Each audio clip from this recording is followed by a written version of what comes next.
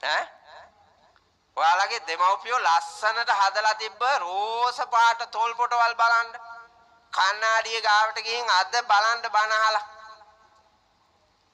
ඈ අතේ සල්ලි දීලා කඩේට එංගලන්තේ සුරුට්ටු වතාපු එකාට යවන්න එංගලන්තේ ගෑනුන්ට කණ්ඩ දෙන්න මේකලා මේ සිගරට් බීලා මව්පියෝ හදාපු රෝස පාට තොල් පොටවල් දෙකට ගිනි තියලා අඟුරු කෑලි වාගේ බලන්නකො කරවෙච්චි ගොර කාඬු වාගේ කල්ලුම කළු වෙලා ගණ්ඩ සංසාරයක් නැහැ. පිටපැත්තෙන් තොල් පිච්චුවා වාගේම තමා පුතා ඇතුළ තැම්බිලා තියෙන්නේ. ගන්ධ සාරේ බෑ. අතේ සල්ලි දීලා ආයුෂ කෙටි කරගත්තා, වර්ණය නැති කරගත්තා, සැප නැති කරගත්තා, බලය නැති කරගත්තා, ප්‍රඥාවත් නැති කරගත්තා. සංසාර ගමනෙන් උරුම කරගෙන ආපු ආයු වර්ණ සැප බල ප්‍රඥා කියන පහම නැති කරගත්තා. අතේ සල්ලි දීලා පුතා. දැන් මෙහෙ කැකන දුර මේ පන්සලේ මං කියවනේ ධර්මශාලාව දික් කරන්න කියලා අහන්න. මේ ධර්මශාලාව හාමුදුරනේ අවුරුද්දකින් අහන්න දික් කෙරුවා හැකි මේ වාගේ 3-4 ගුණයක්. මේ කැකන දුර සිගරට් බොනෙවුන් නැවැත්තුව. සිගරට් බොන එකට යන වියදම නැවැත්තුව තැදුව හැකි. ඒ සා විශාල මුදලක් යනවා. නිකන් හිතන්නකො සිගරට් 3ක් බිව්වොත් 300යි. දවසට සිගරට් 3ක් බිව්වොත් 300ක් විතර යනවනේ නේ. 300යි කියලා හිතන්නකො. දවස් 10ක් බොනකොට 3000යි. මාසයක් බොනකොට 9000යි. දන්නේම නැතුව 9000ක් ගිහිල්ලා සිගරට් එකට ඇඟත් පුච්චාගෙන ජීවිතෙත් පුච්චාගෙන නොහොබිනාකමකුත් කරලා. හැබැයි ළමයි දෙන්නට උගන්න ගන්න විදියක් නැහැ හාමුදුරුවනේ. සපත්තු දෙකක් ගන්න විදියක් නැහැ හාමුදුරුවනේ. බෙහෙත් ටිකක් ගන්න විදියක් නැහැ හාමුදුරුවනේ. ඒ හින්දා කීයක් හරි ආධාරයක් බලාගෙන ආවේ. මං 750ක් දෙන්නේ නැහැ පුතා උන්ට. මන්නම් දෙන්නේ. කසිප්පු කාරයන්ට, සිගරට් කාරයන්ට, ගංජා කාරයන්ට, කුඩු කාරයන්ට, කම්මැලියන්ට මොනවාට සල්ලි දෙන්නේ අපි? මේ ශාසනාභිවෘද්ධිය වෙනුවෙන් මිනිස්සු 750ක් හරි දැම්මා නම් ඒ 750 කසිප්පු කාරයෙකුට දෙයිලා අපාය යන්න මං ඒ පාපයට කරගහන්නේ.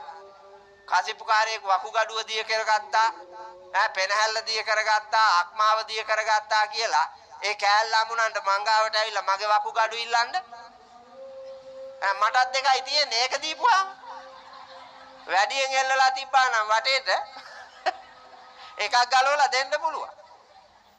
එහෙම හැදෙන්නේ නැහැ නේ පුතා. තියෙන්නේ දෙකයි. ඒ දෙකක් ඕන හින්දා තමයි දෙකක් හැදිලා තියෙන්නේ. ඒ තිබ්බ දෙක පරිස්සම් කරගත්තා නම් කාගෙන්වත් ඉල්ලන්න හිඟා කන්න ඕනේ නැහැ. ඒක සංසාර ගමනේ ඉඳලා එනකම්ම ඒක ඉතුරු කරගත්තේ නැහැ. ඒ පාපේට තියෙන ලැදියාවෙන්, රහට තියෙන ආසාවෙන් පෙර සංසාර ගමනේ මොකද්ද කළේ? සත්තුන්ගේ වකුගඩු තම්බලා උයලා කෑවා පුතා. පෙනහැල්ල තම්බලා උයලා කෑවා.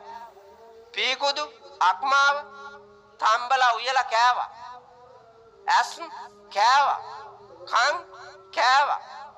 දිව කෑවා. ශරීර අංගෝපාංගයන් ටික රහ කර කෑවා.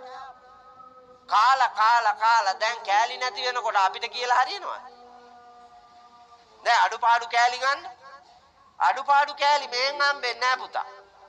කෑවනම් ඒ කරුමේ ගෙවන්න ඕන. දැන් නම් කනකොට රහයි. කරන කලට පව් මීරිය මිසේ විඳින කලට දුක් දැඩි වේ ගිනිසේ හැඳින මේ පව් දුරාලන උපදේසේ නුදුන මනවි තුන් දොර අවකාසේ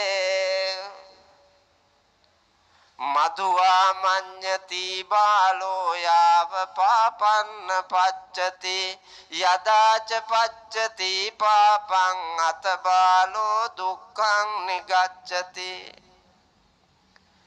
දුකට නොයා ඉන්න නම් පාපයට තියෙන ඇල්ම නවත්තන්නලු.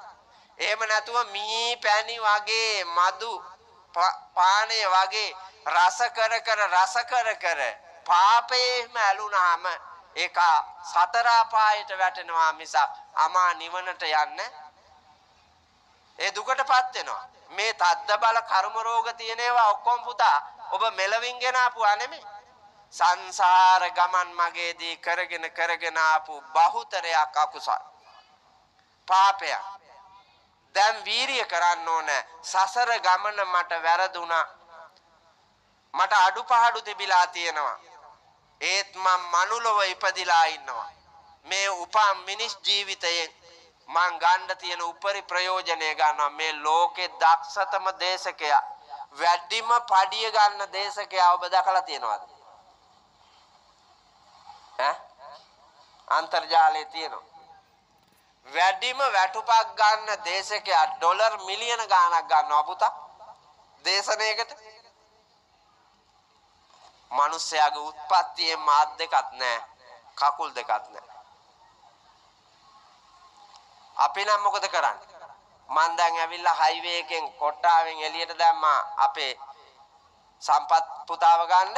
ඒ එළියට දානකොට කොට්ටාවේ හයිවේ එකේ පිවිසුමේ මුලම මාස 2-3ක විතරනේ පුතේ රත්තුම රතු පාට හම්බෙච්ච පොඩි එකව තියාගෙන තව පොඩි උන් දෙතුන් දෙනෙකුත් තියාගෙන මොනවද වගේ අත් තියාගෙන හිඟා කනවා කියන්නේ.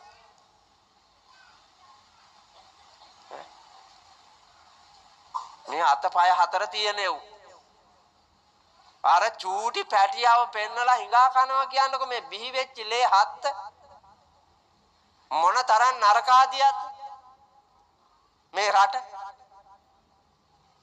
මොන තරම් මෝඩද මේ හීන් එකාව හදන්නම බැරි නම් මව්කම උතුම් තමයි.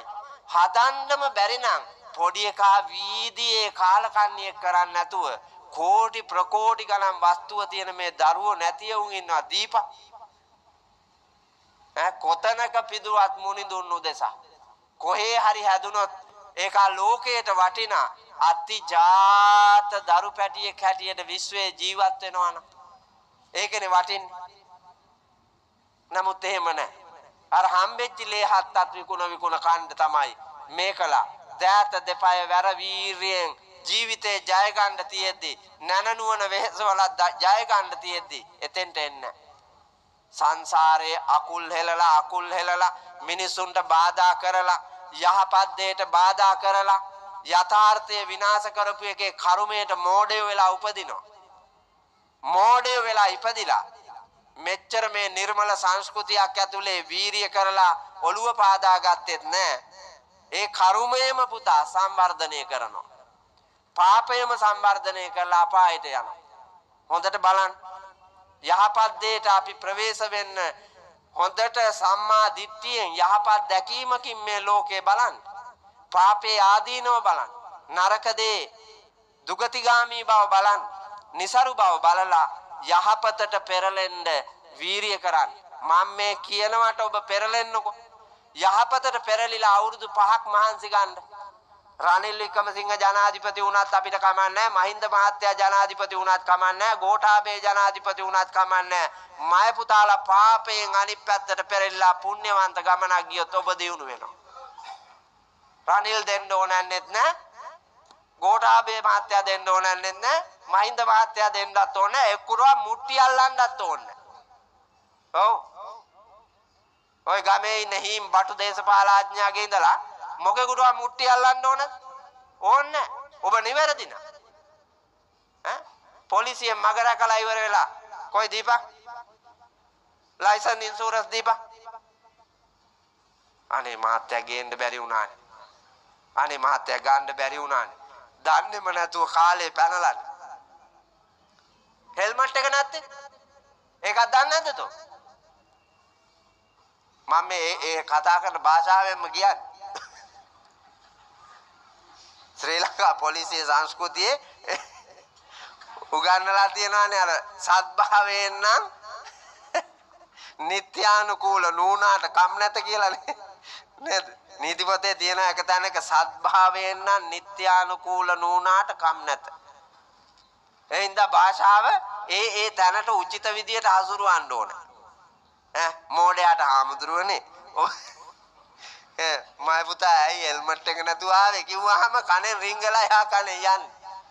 ඔව් මන් දන්නවනේ අප්පලාගේ වගේ. ඒ හින්දා අර පදේ ඕනෑම ලංකා සංස්කෘතියට. ඒ පදේ කියලා තමයි ඊට පස්සේ බලන්නේ. හැබැයි කාලකන්ණියා මොකද දන්නවද කරන්නේ? නීතිය එතනම පාසින්දලනවා. නඩුත් හාඳුරාංගේ බඩුත් හාඳුරාංගේ කියලා නඩුවත් අහලා බිය වද්දලා කීයක් හරි අරගෙන ඔව හදාගන්න. අය හෙල්මට් නැතුව එනවා එහෙම නෙමෙයි. 100යි ගත්තේ. 100යි ගත්තේ බලන්නකො. 100යි ගත්තේ. සිගරට් එක ගන්න විතරයි. තේකටවත් නැහැ. විලි ලැජ්ජා හේ බෑ පුතා.